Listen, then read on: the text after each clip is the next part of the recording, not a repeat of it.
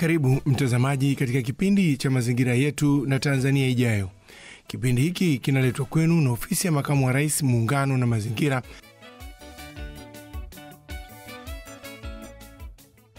Leo hii tuko katika kijiji cha Mabadaga, halmashauri ya wilaya ya Mbalali, mkoani Mbeya. Moja ya halmashauri inayotekeleza mradi huu wa urejeshaji endelevu wa mazingira na hifadhi ya bioanuwai katika halmashauri 8 zinazotekeleza mradi huo hapa nchini. Ninayekuletea kipindi hiki mtangazaji wako Henry Mabumo. Karibu.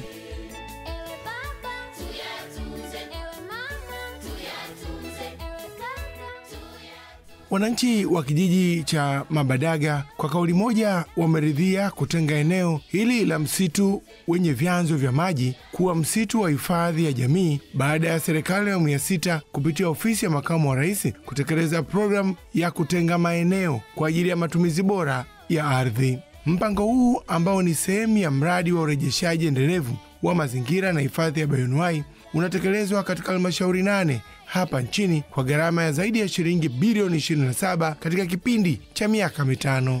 Sasa eneo hili lenye ukubwa wa hekta 790 limetengwa kama msitu wa hifadhi ya jamii na kumeundwa kamati maalum inayosimamia ulinzi wa msitu huu ili kuufanya kuwa endelevu.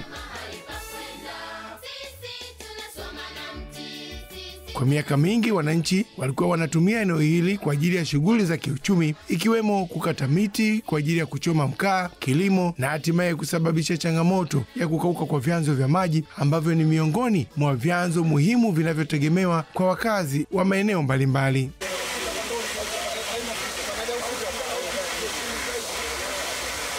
Baada ya makubaliano ya kutenga eneo hili kwa ajili ya msitu wa hifadhi ya jamii, miti imeanza kurejea pamoja na vyanzo vya maji na wananchi sasa wamebadili shughuli za kiuchumi.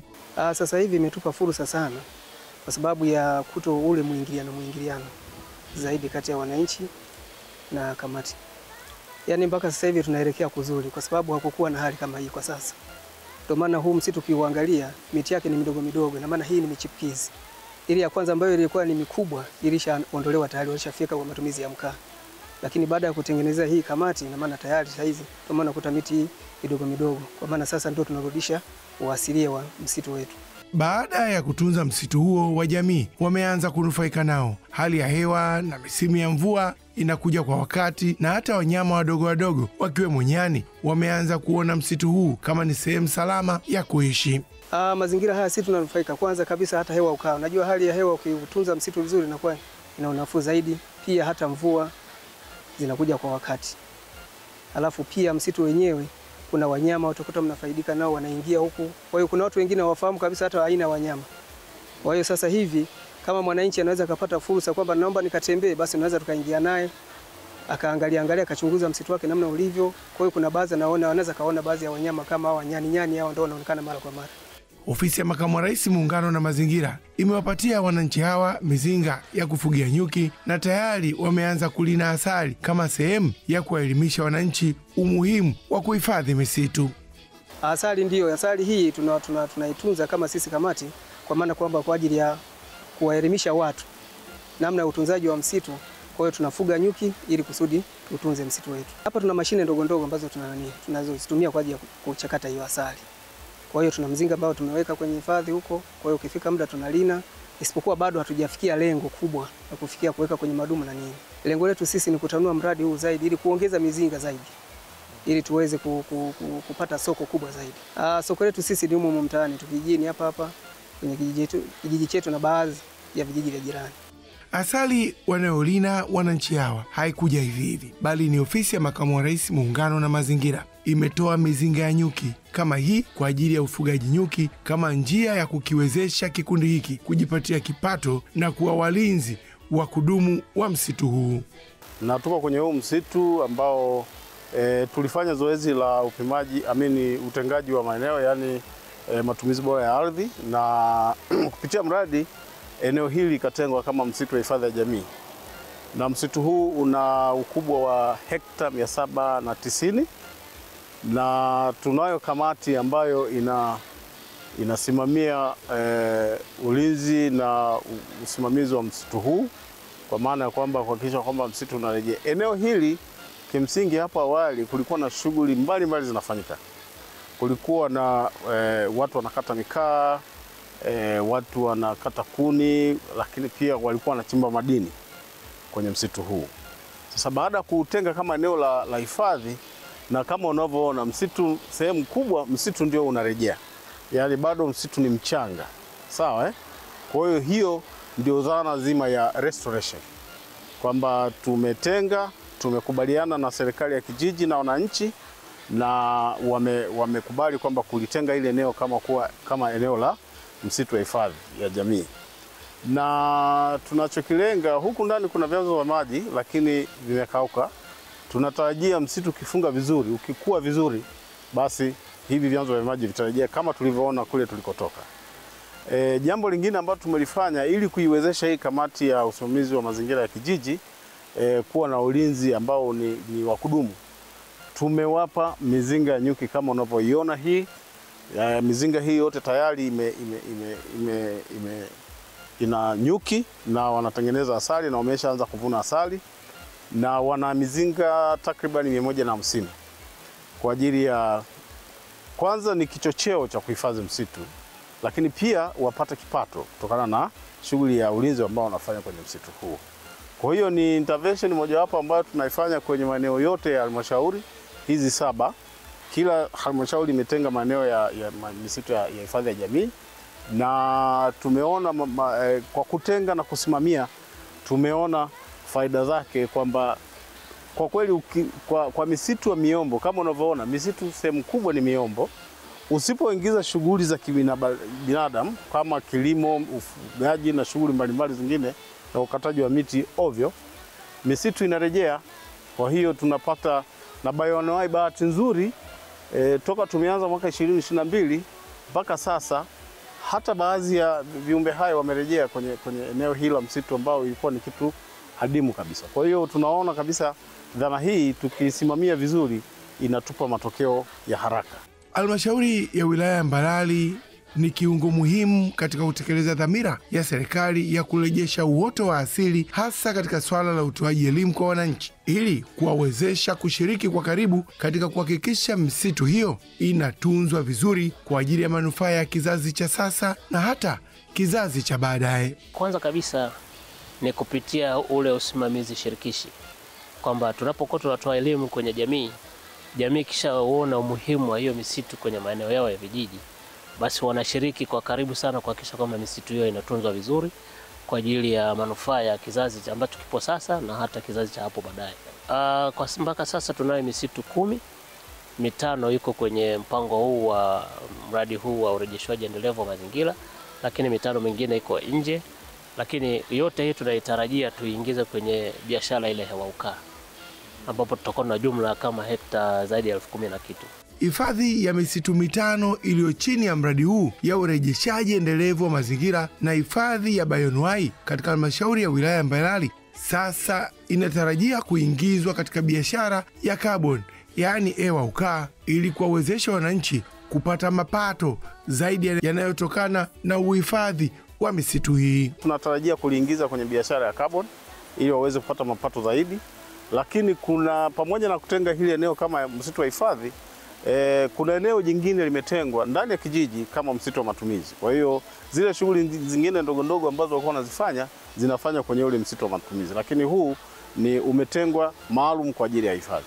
Wataalamu wanasema unaporejesha uoto wa asili uliopotea, ule msukumo wa mabadiliko ya tabia nchi unapungua hatua kwa hatua, tofauti na maeneo yaliyo wazi ambayo kwa kiwango kikubwa yameathirika na hata msimu wa mvua umeanza kupoteza mwelekeo. Lengo kuu haswa katika mradi huu kama nilivyosema, tulivyoeleza awali, malengo ya mradi huu ni kurejesha uoto wa asili ambao umepotea.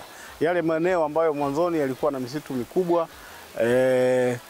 tuyarejeshe kwenye uasili wake, na vile vile pamoja na kurejesha uoto wa asili, lakini pia unaporejesha uoto wa asili unatengeneza mazingira ya mabadiliko ya tabia nchi. Ile pressure mabadiliko ya tabia nchi inapungua, tofauti na sehemu ikiwa wazi, manake hata misimu ya mvua zinakuwa zinaharibika. Lakini pia tunataka wananchi waone kwamba maliasili inaweza kawapa mapato zaidi. Tunataka kama walivyo watu kutoka halmashauri ya Tanganyika ambao wanapata zaidi ya bilioni 14-15 kwa mwaka, na hawa na wenyewe wapate. Kwa hiyo tusingeweza kuwaingiza kwenye biashara ya carbon wasipokuwa na misitu. Na bahati nzuri biashara ya carbon inazingatia sana misitu ya asili. Misitu ya kupanda yes inakwenda kidogo, lakini ambayo inachukua thamani kubwa zaidi na kwa haraka wananchi wanaweza kupata mapato kwa haraka ni misitu ya asili. Kwa hiyo kwa sababu walikuwa na eneo hili ambao wamelitenga, basi tukaona tuwekeze hapa kwa ajili ya kwanza tuhifadhi eneo lenyewe na vyanzo vya maji virejee, kwa sababu eneo hili pia lina nasaba na mto Ruaha Mkuu. Baadhi ya vyanzo vinatoka katika maeneo haya ambayo vimeshakauka. Sasa tunataka virejee ili flow ya mto Ruaha Mkuu iendelee kuwepo, lakini wananchi wapate mapato na msitu uendelee kuwepo. Ili malengo ya ofisi ya Makamu wa Rais Muungano na Mazingira ya biashara ya hewa ukaa yaweze kutimia, halmashauri ya wilaya ya Mbalali ina mchango mkubwa katika kuhamasisha wananchi kutumia nishati mbadala na kuacha misitu irejee katika uhalisia.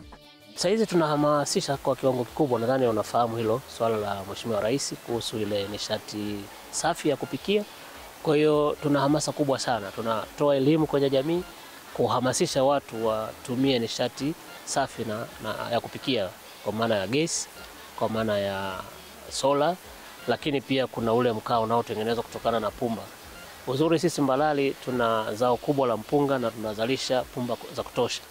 Kwa hiyo kuna teknolojia ambayo imeanzishwa hapa karibuni na wenzetu.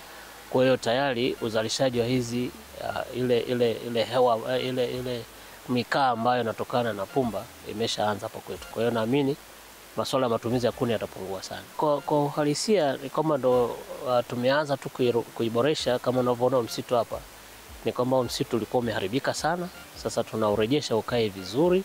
Kwa naamini kishakaa vizuri kabisa, misitu karibia yote tunayoongelea hii, manake hali ya hewa pia itabadilika na uwezekano hata mvua labda kurudi kama ilivyokuwa mwanzo inaweza kurudi kwa kiasi fulani.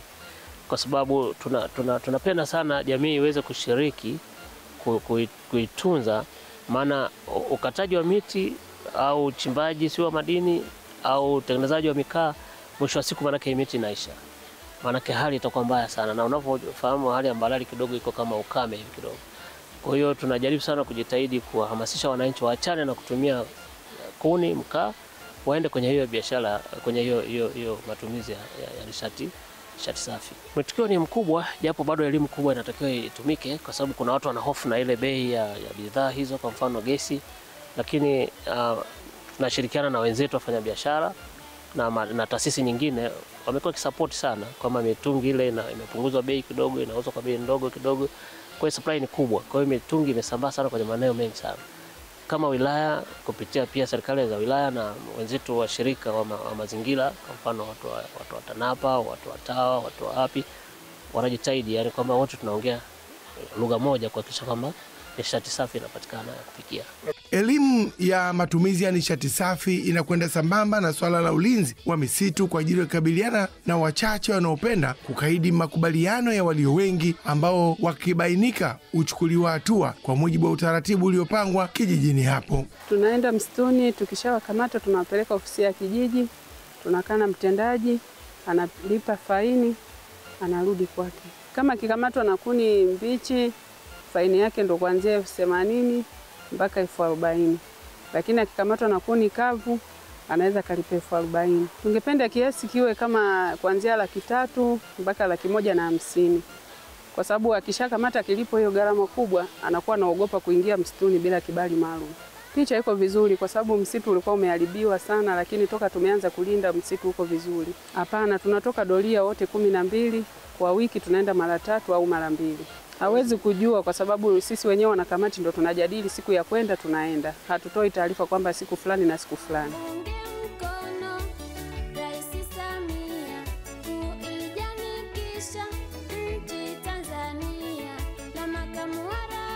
Sasa kikundi hiki cha ulinzi kinatengeneza asali katika ubora wa hali ya juu na viwango vinavyokubalika katika maeneo yote hapa nchini kama inavyoonekana hapa, na wateja wanazidi kuongezeka kila uchwao. Mageuzi haya yanayofanywa na Ofisi ya Makamu wa Rais Muungano na Mazingira yanapaswa kupongezwa kwa kiwango kikubwa na kuungwa mkono.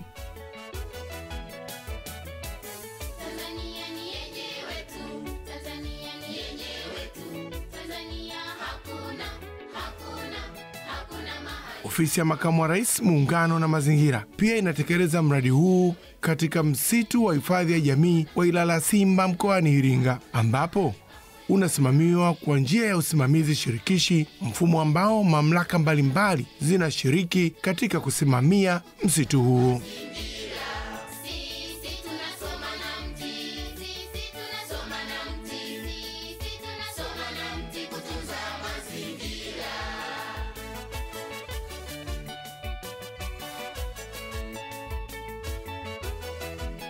Msitu huu umegawanyika mara mbili. Upande mmoja, wananchi wanapata mahitaji yao ikiwemo mboga, matunda na hata kukata kuni. Lakini pia kwa upande wa pili, msitu huu ni eneo ambalo limetengwa na kuhifadhiwa kwa utaratibu pasipo kuhusisha matumizi ya nishati ya kuni na kadhalika.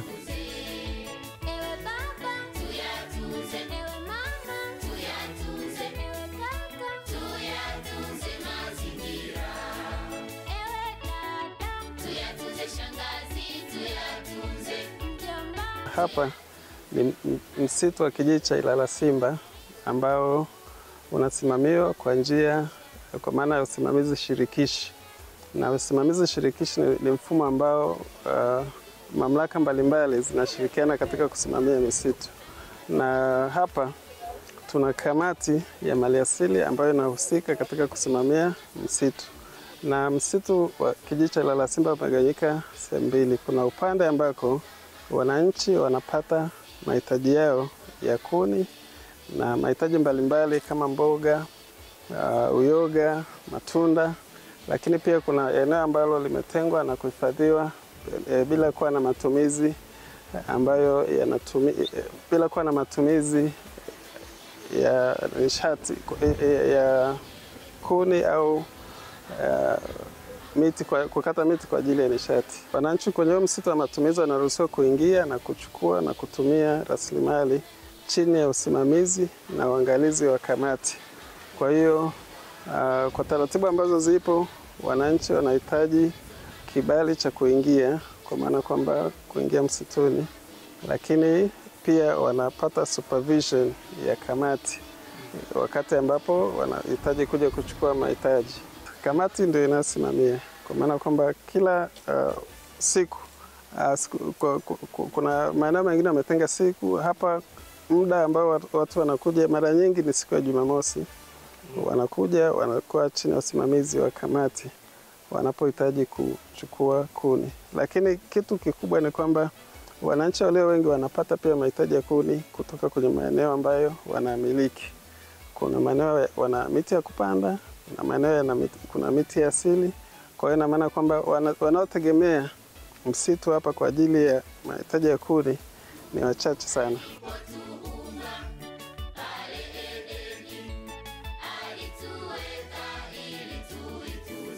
Kwa kutunza msitu huu kumeokoa vyanzo 5 vya maji vimekuwa vya kudumu na vinavyotiririsha maji kwa mwaka mzima, ambapo awali vilikuwa vimekauka. Kwa kutunza msitu kuna vyanzo vya maji ambavyo vimeanza kurejea, na huu msitu una vyanzo 5. Kwa hivi vingi vimekuwa vya kudumu na vilikuwa vinakauka, lakini sasa hivi vimeanza kuwa vya kudumu.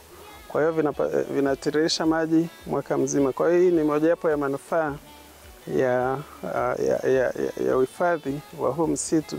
Kwa hiyo kupanda vyanzo vya maji vimekuwa vikitiririsha maji karibu mwaka mzima. Ni kweli kwamba mradi umetusaidia, kwa maana kwamba kwenye kijiji hiki na vijiji vingine kuwapa mizinga kwa ajili ya kuhifadhi, kwa ajili ya kuzalisha asali, lakini pia mizinga ya nyuki wanasaidia kwenye mifumo mbalimbali ya kiikolojia, pamoja pia na kuongeza uzalishaji kwenye maeneo ya mashamba. Kwa hiyo kuna mizinga ambayo kijiji ikiwa nayo wamepewa na mradi isiyopungua 20 kwa ajili ya kuongeza manufaa, kwa sababu manufaa wanayapata mengi, lakini pia kwa kupata mizinga wameongeza manufaa ambayo wanapata kutoka msituni. Endapo atakamatwa mhalifu akifanya shughuli ambazo haziruhusiwi au hana kibali, taratibu kulingana na mpango wa usimamizi wa msitu, faini zinaanzia zinaishia 50,000, kwa maana kwamba zinaweza kuanzia kiwango cha chini kulingana na kubwa ya kosa, lakini kwa mujibu wa sheria kijiji kiruhusu kutoza zaidi ya shilingi 50,000. Kwa hiyo hizo wanazitoza na zinaingizwa kwenye akaunti ya kijiji, hatimaye zinaendelea kutumika kwa matumizi ambayo kijiji kitaweza kuamua. Lakini kulingana na mpango, 40% ya mapato yanayotokana na maliasili inatakiwa iwe kwa ajili ya matumizi ya kamati kuboresha shughuli za uhifadhi. Shughuli zetu kiujumla ni kwa ajili ya kuulinda huu msitu. Kuulinda msitu wetu, maana yake tumeweka ratiba baada ya kwa mwezi tunaenda mara 2 kwa ajili ya kufanya doria. Siku tusizoenda, maana yake hii elimu imepita kwa wananchi wote. Kwa hiyo hili jambo limekuwa ni shirikishi. Kwa hiyo kama kuna jambo limejitokeza kabla ya ratiba sisi kupita, basi wasamaria wema wanatupa taarifa. Kwa mwezi naweza pengine ikatokea mara 1 tu. Na huwa mnachukua hatua gani? Tukiwakamata huwa tunawapeleka ofisini. Wengine unaweza kuwakuta wako polini wana shoka, wengine wana mapanga. Lakini sasa kwa sababu wakishaona na walishafahamishwa kwamba hii ni kamati, basi wanakuwa wapole. Sisi huwa tunahitaji nguvu kutoka serikalini, tunawashirikisha, wanatupa nguvu kwa ajili ya kuongeza ulinzi zaidi. Lakini unaonaje mwenendo? Mwenendo unaoenda ni mzuri. Nje na pale ambapo mradi ulikuwa haujaingia. Utofauti saizi msitu umerudi mahala pake. Lakini kabla ya mradi kuingia, huu msitu kidogo ulikuwa haupo sawa. Kupitia huu msitu kushamiri, basi vyanzo vya maji vimejitokeza vingi. Pia hata matunda yamekuwa ni mengi, uyoga nao umeota. Yaani kila kitu ambacho kinachoshabiana na msitu kimerudi mahala pake. Napenda tu mradi uendelee kutushikilia ili hatimaye tuendelee kuulinda huu msitu. Ni kweli tunawahamasisha watu wapande miti kwa ajili ya matumizi yao kwa majumbani mwao na shughuli nyingine mbalimbali zinazohusiana na hiyo miti.